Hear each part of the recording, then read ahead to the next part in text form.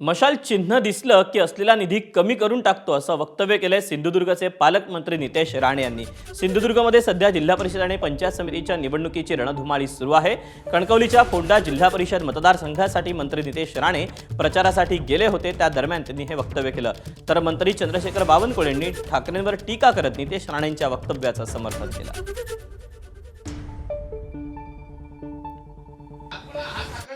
चिन्ह बोलून मी निधी देत, माझ्या कमळ चिन्हाचा धनुष्यबाणचा हे निधी घेऊन जा, चुकून मशालचा निघाला असलेले निधी कमी करून टाक। सगळ्या सरपंचांना तेव्हा ग्रामपंचायतीला सांगितलं आम्हाला ग्रामपंचायती द्या, नाही तर 1 रुपयाची निधी देणार नाही। फटाफट सगळे सरपंच बसले। भारतीय जनता पार्टीच्या कुठल्याही कार्यकर्त्याला, कुठल्याही जिल्हा परिषद मेंबरला, आमदारांना निधी द्यायचा नाही।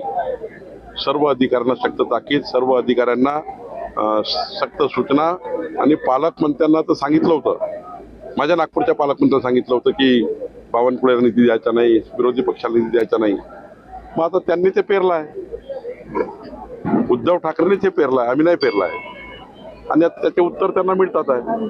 त्यामुळे कुठल्याही मुख्यमंत्र्यांनी, कुठल्याही सरकारने, कुठल्याही पक्षाचा लोकप्रतिनिधी असो, आपला असो की विरोधी पक्षाचा असो, समान न्याय दिला पाहिजे, समान हक्क दिला पाहिजे, या भूमिकेत आम्ही आहोत।